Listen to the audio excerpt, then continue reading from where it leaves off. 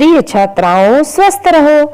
आज हम पाठ 11 सर्वनाम समझेंगे। तो सर्वनाम का सामान्य अर्थ हुआ सर्व मतलब सबका, नाम नाम। तो जो शब्द सभी नामों के स्थान पर प्रयोग किए जाते हैं वे सर्वनाम कहलाते हैं। इसकी पारिभाषिक परिभाषा इस तरह से होगी: संज्ञा के स्थान पर प्रयुक्त होने वाले शब्द सर्वनाम कहलाते हैं। अब आपको यहाँ पर सर्वनाम के भेद समझाऊंगी। सर्वनाम के 6 भेद होते हैं। पहला पुरुषवाचक सर्वनाम, निश्चयवाचक सर्वनाम, अनिश्चयवाचक सर्वनाम, संबंधवाचक सर्वनाम, प्रश्नवाचक सर्वनाम, निजवाचक सर्वनाम। तो पुरुषवाचक सर्वनाम किसे कहते हैं? तो जिन शब्दों का प्रयोग वक्ता बोलने वाला अपने लिए, श्रोता सुनने वाले के लिए और अन्य जिसके बारे में बात की जा रही है के लिए करता है, उन्हें पुरुषवाचक सर्वनाम कहते हैं। जैसे माताजी रमा से बोली, लो मैं सब्जी ले आई। श्याम 2 दिन के लिए आया है, उसे करेले पसंद हैं, इसलिए मैं करेले बनाना चाहती हूँ, तुम क्या खाना चाहोगी? तो यहाँ पर मैं, तुम, उसे, ये सब पुरुषवाचक सर्वनाम में आएंगे। और अन्य उदाहरण देखें हम तो मैं, हम, तुम्हें, आप, उसे, उसको, ये सब पुरुषवाचक सर्वनाम के उदाहरण हैं।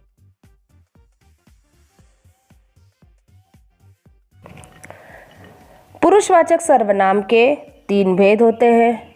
उत्तम पुरुष, वक्ता अथवा लेखक द्वारा अपने लिए प्रयोग किए गए शब्दों को उत्तम पुरुषवाचक सर्वनाम कहा जाता है।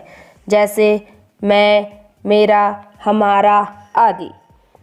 दूसरा मध्यम पुरुष, श्रोता, सुनने वाला एवं पाठक के लिए प्रयोग किए जाने वाले सर्वनाम शब्दों को मध्यम पुरुष सर्वनाम कहा जाता है। जैसे तू, तुम, तुम्हारा, आप, आपने आदि। तीसरा है अन्य पुरुष, वक्ता द्वारा जिसके विषय में बात की जा रही हो उसके लिए प्रयोग किए जाने वाले सर्वनाम शब्द अन्य पुरुषवाचक सर्वनाम कहलाते हैं। जैसे वह, वे, उसे, उनका आदि। दूसरा प्रकार है निश्चयवाचक सर्वनाम। ऐसे सर्वनाम जो किसी पास या दूर के निश्चित स्थान, व्यक्ति या वस्तु के लिए प्रयुक्त किए जाते हैं उन्हें निश्चयवाचक सर्वनाम कहते हैं। जैसे वह कुतुब मीनार है। सुमित ने पिताजी से कहा, यही अमित के पिताजी हैं। तुम्हारी कमीजें ये नहीं वे हैं। थैला उठाकर तो देखो, यह बहुत भारी है।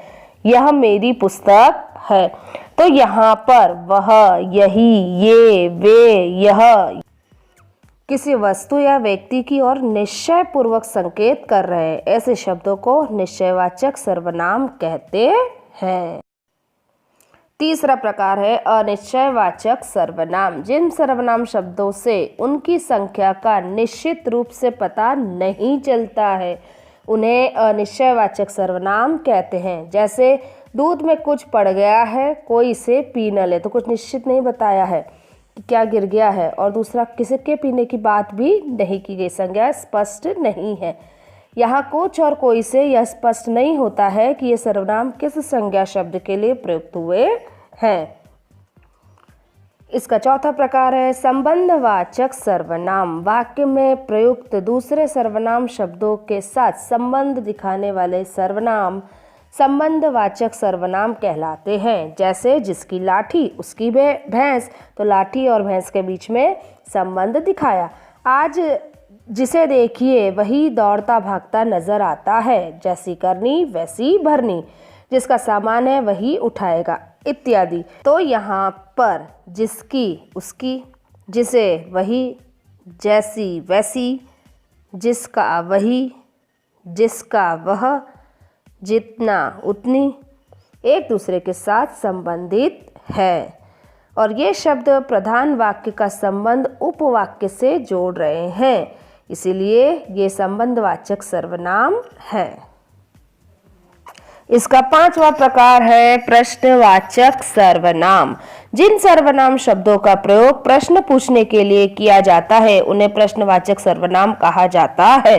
जैसे ऐसा क्या खा लिया, जो पेट में दर्द है, खाना कौन बना रहा है, गिलास किसने तोड़ा, तुम्हारे हाथ में क्या है, आदि। तो यहाँ पर क्या, कौन, किसने, क्या, यह प्रश्न सूचक शब्द हैं जिनका उपयोग प्रश्नवाचक सर्वनाम में किया जाता है। छठा प्रकार है निजवाचक सर्वनाम। जिन सर्वनाम शब्दों का प्रयोग स्वयं के लिए, अपने लिए, खुद के लिए किया जाता है वे निजवाचक सर्वनाम कहलाते हैं। जैसे मैं स्वयं ही चला जाऊंगा। ऋतिक रोशन अपने स्टंट अपने आप करते हैं। उसने खुद मुझे बताया था, वह अपने आप चला जाएगा, अपना काम स्वयं करो। तो यहाँ पर स्वयं, अपने आप, खुद, स्वयं, आप, ये निजत्व का बोध करा रहे हैं।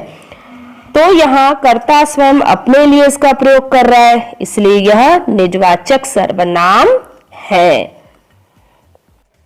आशा है आपको सर्वनाम समझ में आ गए होंगे। आइए अब इसकी एक्सरसाइज करते हैं।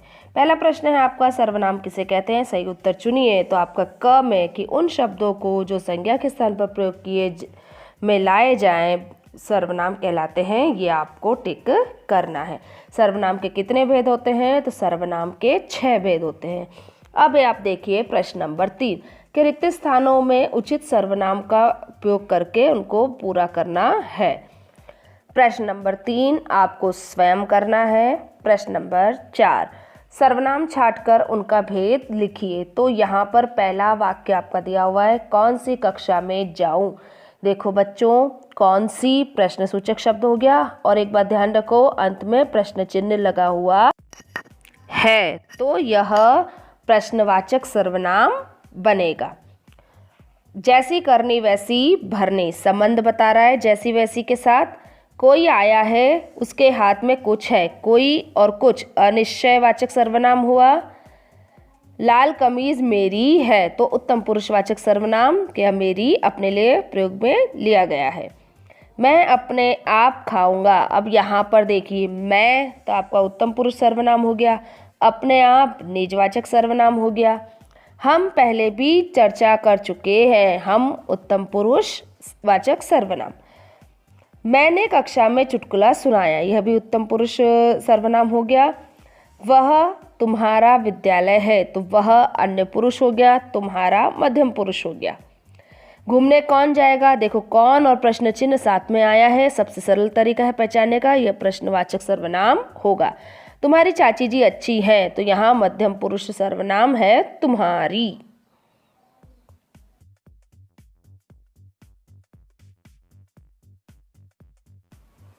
अब आता है आपका खास और महत्वपूर्ण प्रश्न। बच्चों ध्यान रखो इस प्रश्न की अहमियत को। ये ऐसे प्रश्न कक्षा 10वीं तक भी पूछे जाते हैं आपकी बोर्ड के एग्जाम में। आपका प्रश्न है, वाक्यों को शुद्ध करके लिखिए। तो पहला है, मेरे को तुम्हारा घर मालूम है। तो यहाँ पर मेरे को कोई शब्द हिंदी में नहीं है। मेरे को, तेरे को, तुम्हारे को, ऐसे ये अशुद्ध रूप माने जाते हैं। मुझे, मुझको, तुम्हें, तुमको शुद्ध रूप है। तो यहाँ पर मेरे को की जगह आप मुझे लिखेंगे। मैं मेरे स्कूल जाता हूँ, मेरे की जगह अपने स्कूल जाता हूँ। इसके बाद है आपका, आप तो आ गए पर तुम्हारी माताजी कहाँ है। तो तुम्हारी की जगह आपकी करेंगे। पहले हमने आप रिस्पेक्ट दिया और फिर तुम्हारी कर रहे हैं, तो ये गलत हो गया। कुछ बाहर आया है, उसे अंदर बुलाओ। कुछ नहीं, कोई बाहर आया है, उसे अंदर बुलाओ। अगला है, तुम मुझे तुम्हारा सही सही नाम बताओ। तुम मुझे अपना सही सही नाम बताओ। तेरे को मालूम है, तेरे को नहीं, तुम्हें। इसके बाद अपुन बड़ा आदमी है, अपुन को ऐसा वैसा मत समझो। तो मैं बड़ा आदमी हूं, मुझे ऐसा वैसा मत समझो। आशा है आपको यह जो आज हमने व्याकरण में पढ़ा सर्वनाम और उसका किस तरह से उपयोग किया जाता है, शुद्ध रूप किस तरह से लिखा जाता है, आदि बातें समझ में आ गई होंगी। हमेशा खुश रहो, प्रसन्न रहो।